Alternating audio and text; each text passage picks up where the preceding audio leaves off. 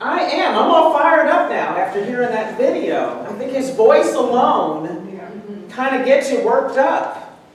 So we're still on this journey that Vicki started us on May 26th, talking about our mini-me's, those parts of us that are scarred and have pain and trauma and that get in the way when we're trying to move forward in life. They're mini-me's. So we talked about that on May 26th, and again last week we talked about this process and not being afraid to confront these mini-me's, these parts of ourselves that are distracting us, who are stopping us, who are telling us that we're something other than the great spirits that we are, that we're something other than a winner, something other than achiever, something other than the essence of God. And so I thought as we go through this journey that what we need to talk about again is this I am. We are working on, this is the year of I am for us. And so these I ams, the affirmations that we say sometimes without being conscious of them, because we walk around all day saying I am this, I'm that, you forget something, you say, oh, I'm stupid. Oh, I forgot that. Oh, I'm getting old. Oh, I forget everything. So we have these affirmations we're saying all day long, but we forget the power of them. So I want to talk today about affirmations and denials, which is a part of unity principles, that we can create our experience of life by our thoughts. Because we are creating all the time, always creating by our thoughts, by the things we're speaking into existence, into our lives. And so, just like we can speak something into existence, we can speak it out of our existence as well. And that's when we start using denials.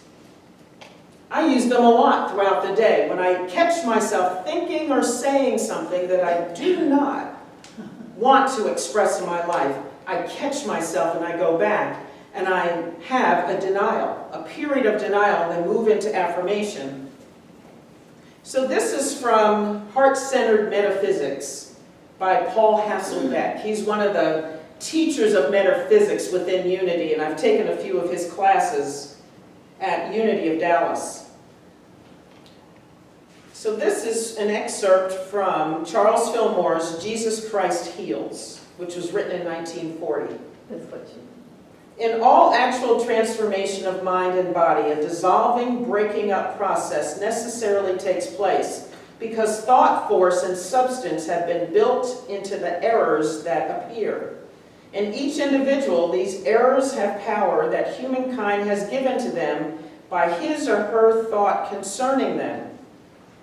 These thought structures must be broken up and eliminated from consciousness. The simplest, most direct, and most effective method is to withdraw from them the life and substance that have been going to feed them, and to let them shrivel away in their own nothingness. This withdrawal is best accomplished by denial of the power and reality of evil and affirmation of the allness of spirit. Nothing is destroyed because nothing can't be destroyed.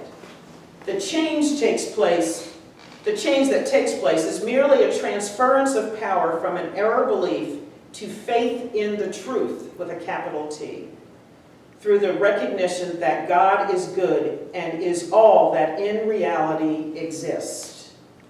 So we have the ability to speak things out, not to repress it, not to hide it, not to deny that it exists, which is the process that Vicki took us to. When we call up the mini-me's at whatever age that you realize there's something that needs to be healed, you're looking at it face on. Charles Fillmore says you need to look at it before you can deny it. So we're not saying it didn't happen. We're saying now it has no power over me. I am not that. I am not the child that was victimized at age 6. I am a child of God with all power and dominion to chart the course of my life. That's a denial and an affirmation. Charles Fillmore says that in a denial you say that something has no power or thought. You give it no power or thought. So if you've been walking around saying, I always overeat, you can say, I now give no power or thought to being out of control about food. And he says, don't give it any emotion. Just say it like it's something you've thrown away. I give no power or thought to being out of control over food. Very simply. And I step forward every day into making proper choices, correct choices that will lead me towards vibrant health. That's a denial. And then move into affirmation, which is the truth of your being, that you have dominion and power over anything, including food. Or whatever it is that you've given up your power to. So as we're going through these mini me's and finding the things in our lives that we need to heal, no matter what age they showed up for us, treat it with a denial. Say that whatever some teacher said to you that stifled your creativity now has no power over you. And that you'll give it no power or thought.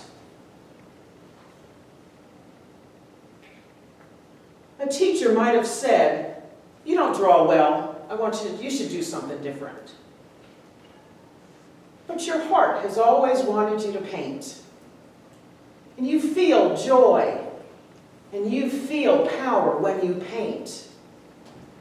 Then you step forward in your life and say, the remarks of the past, what someone said to me in the past, has no power over me. I release it right now. And now I step forward into my creative self. And I paint with abandon and joy whenever I feel like it. How would that change your life if you started to just use your denials and say, that has no power over me anymore? And say it out loud. And maybe there are times it's just as effective if you're out somewhere and you can't say it out loud. Because then people start wondering about you. Sometimes it's not appropriate to say it out loud. And so you say to yourself very clearly, that time of my life has no power over me. I now choose something different. I am powerful and good. I am loving and creative. You know how you go to a meeting and nobody wants to sit in the front row? I used to be one of those. I'm not going to sit in front because, God forbid, they call on me or somebody wants to volunteer or something right there. You know, they ask you a question, all of a sudden you got all this pressure. You know, is it the right thing to say? Do I have the right answer?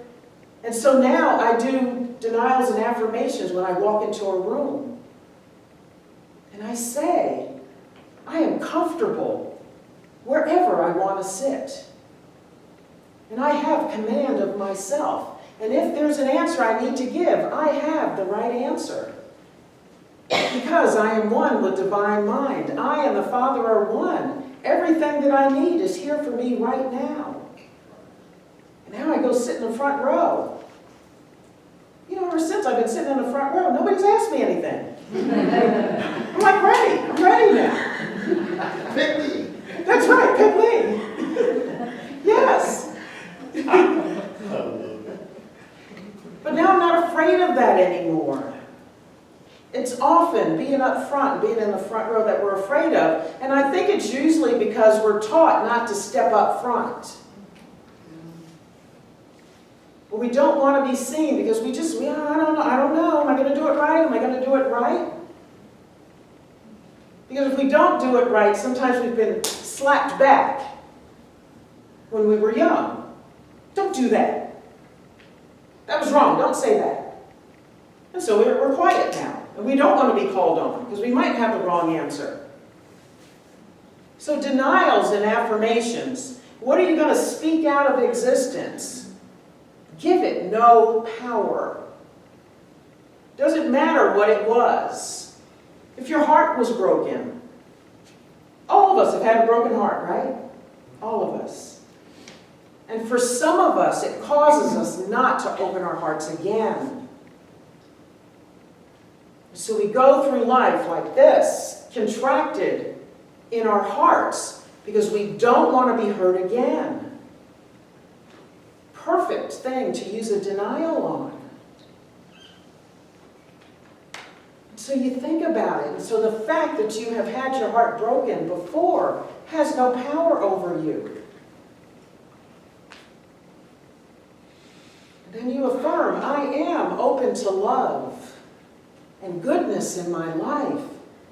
And my perfect person is now being revealed to me right here, right now. And I am ready for them, and they are ready for me. Denials and affirmations. You give it no power or thought. And when it comes, let it go. I think it's a perfect example of let go and let God. We hear it all the time. But when do we use it? So when these things come up in our lives, these situations, these messages, the old messages from the mini-me's come up and say, oh, don't go up front. You're not supposed to do that. Doesn't end up good. Gonna get embarrassed.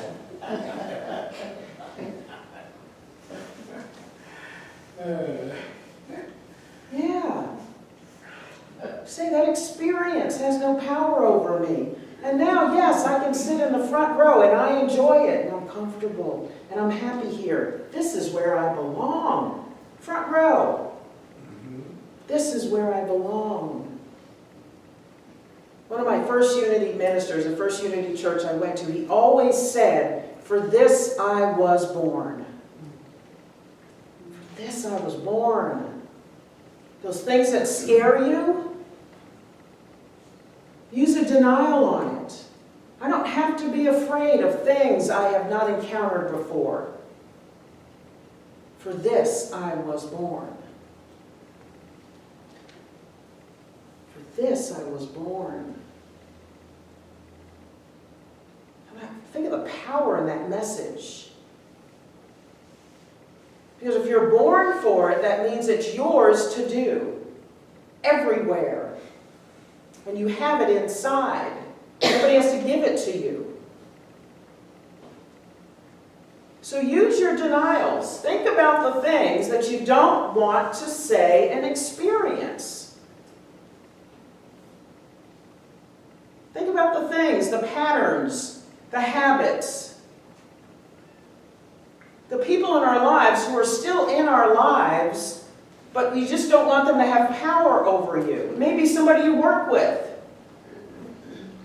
Maybe somebody in your family. For those of you who don't live in the same area as your family, sometimes it's difficult when we go back home. Because you create a life for yourself in your new place. And then you go home to your family of origin, and then we have the habit of regressing back into those old habits. I did it for decades.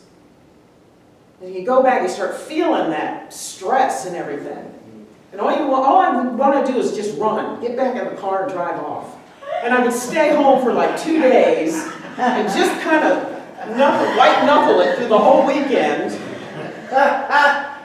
And then on Sunday morning, when I'm getting back in the car, I'm thinking, whew, get back to my life. And I'm waving, bye. Leaving crazy behind, right? Right? All of us, most of us have families like that. This is what you use your denials on. That yes, this is my family of origin, and yes, I love them. And these old habits have no power over me. I am free to be who I am right now, right here, with my family. How would that change your experience of being home if you stepped in like that? Then you can be with them like you are now. And they can experience you as you are now. And they get to learn to love you. as you are now. Right? And it changes the game. It changes the dynamics in your family. And when you give yourself permission to be the new you, they get permission to be something else other than those old patterns. These are the kinds of things you can use your denials on, so that you don't have to experience anymore and run from home. You don't have to run from things anymore, because you can talk yourself into a new consciousness about them. Change the game for you and for them. So then we go into affirmations.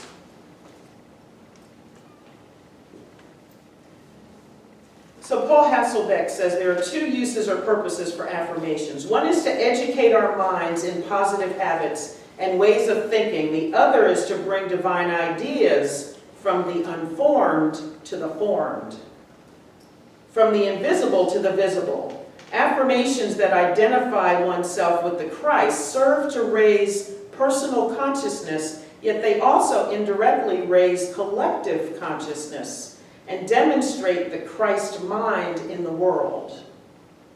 When we raise up individually, the world raises up.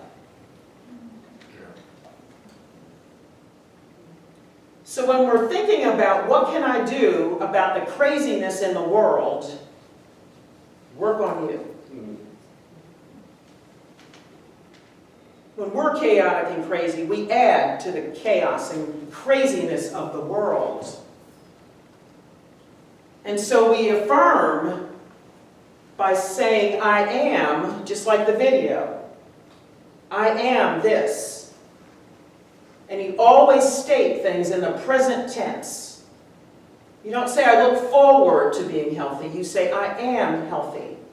And it doesn't matter what the present circumstances are. You affirm the truth, capital T truth, in divine consciousness. You bring divine consciousness to you. So you're not trying to change reality. You are invoking the limitlessness of life and divine consciousness, which is the truth of who you are. That you are the divine idea of health, Pete. Dia, you are the divine idea of peace. Yes. Tess, you're the divine idea of loving. You are the divine idea of awareness. Right, Jerry? Yes. You are that divine idea even when you're not being loving, even when you're not feeling healthy, even when you're feeling less than peace. Even when you're kind of shut off, you don't want to see, you don't want to be aware. A lot of times I don't want to be, I'm just in my stuff. You're still that divine ideal of that in potentiality. And so you affirm it until you get it, until this personal, individual consciousness changes and you rise up. So affirm, I am, in the present tense. I am here, I am that, right now, right here. I am vibrantly healthy. It used to be hard for me to say that because I think about denials and affirmations, especially when I'm sick and I'm not feeling like it. Especially when I'm in pain and I don't feel like it. And so it's difficult to be in the situation and affirm the truth with a capital T when your reality is screaming something different. But if you'll allow yourself to step away from the usual, which is to what I used to do, which was to wallow in the present, in the reality before me, in the circumstances, and have my pity party, and lay there, thrashing around in the bed, oh, I don't feel well, oh my gosh. Because it's easy to do it, isn't that what we're used to doing? Exactly. Yes. Instead of taking a deep breath and saying, I am the divine idea of health and wholeness and vibrancy. And to say it over and over until you feel it, until your body hears it and feels it, and you step into something different. I've talked about Myrtle Fillmore before, where she invoked and affirmed constantly. She said with an intense activity of mind about her health until she was cured of tuberculosis. I've shared that before. It took her 3 years. Most of us quit after 3 minutes. Oh, that affirmation didn't work. 2 minutes in, and we're done.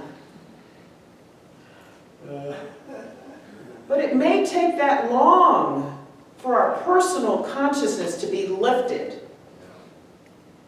To go from here, down here, wallowing in the dirt, face down, enjoying that, getting something from it, getting lots of attention, and it's different to rise up in your power and strength and say, I will have a different experience of my physical life right here and right now. I am vibrantly healthy. And to say it over and over and over and over and over and over and over again until we get it here and here, and these become one. And then we step forward into something else. Start acting as if. Start taking the power back in your hands. Power in your hands, literally and figuratively. Vicki did an exercise with a couple of people here on May 26th about feeling the power, the energy in our hands. It's there. I've been through meditation exercises where I could feel the energy in my hands, such that I had my eyes closed in the beginning. I opened my eyes because it felt like there was a string pulling my hands together. The energy is real. The energy is real. We watched 2 movies yesterday. Dark Phoenix, which is one of the Marvel Comics movies. What was the other one we watched? Captain Marvel. Captain Marvel. And everybody had power in their hands. They all did this.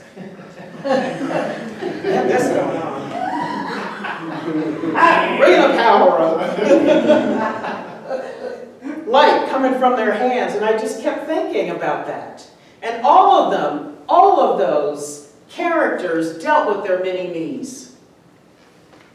Dark Phoenix was dealing with her parents died in a car accident. She was in the car with her parents, and they died in the accident.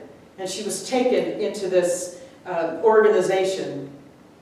And in the loving experience, when they thought they were doing something good for her, they didn't allow her to grieve her parents and to deal with that hurt and pain of losing them at that age.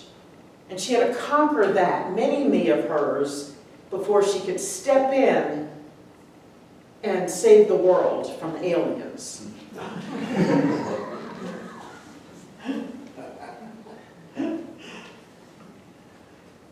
But she had this power. She kept, at some point, she just opened up her arms, and this light that was within her, she figured out how to use. She figured out how to manage it. And her mentor kept saying, it's there, you just got to figure out how to use it. How to manage it. It's yours. Here at your fingertips. And she would try it, and it would knock her down, and she'd get back up, and then she'd use it inappropriately and flash people across the room, stuff like that. It was interesting to watch. Yeah. She would get angry, her feelings that were all there bottled up within her about losing her parents and not ever dealing with that. All of a sudden, she would have these hair trigger reactions. And she'd blast people across the room and stuff would happen. And she's like, oops, didn't mean it.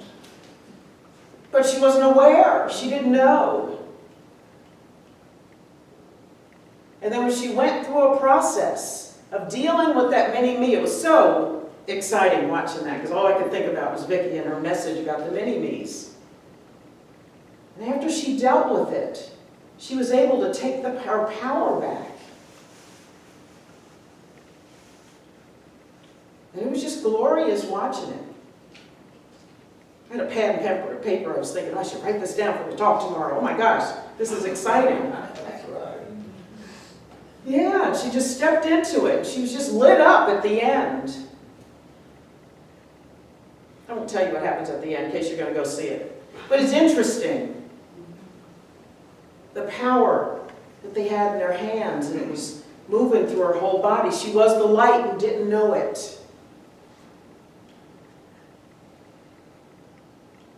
Each of you is the light, and sometimes you don't know it. You forget. You let the messages from our past get in the way. Deny them and affirm something else.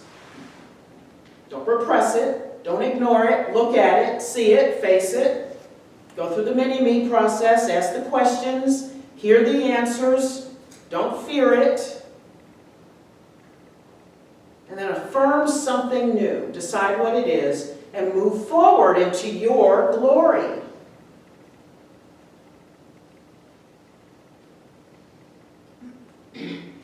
This book is saying that when you get yourself in a higher consciousness, there's nothing else you have to do to help what's going on in the world. You automatically lift up the world. So every time you hear something in the news and you say, what are we going to do about that? Go look in the mirror and say, what do I need to heal here? How do I raise me up so I can raise up the world? So as you heal you, you heal the world. Use your denials and affirmations. Start talking to yourself about yourself and what you want, here and now. Cast out everything you don't want. Be strategic about it. And every single time you get into something, you say, oh, here I am again. I must say that once a week. Here I am again. Figure out what the denial is. What do you need to give no power or thought to? Write it down and read it, either to yourself or aloud, several times a day, until you get it. I've been doing that for several years, and I use it with tapping. And one of these days I'll have somebody come in and talk about tapping, EFT. And I say my affirmations every single day, and I keep them, and when something manifests, I cross it out, but I don't take it off of the paper, because I love to see that things have manifested. And I know it's true. And that means everything else on that list can happen and can go from the unformed to the formed. We can create our reality, our experiences in this life. We can decide what they look like. And so we may not be able to change what happens, but we can change what we think about them and how they affect us. All of it. Doesn't matter what it is. You can choose what you do with it. And you can choose how it affects you personally. And now you can choose how you affect the world.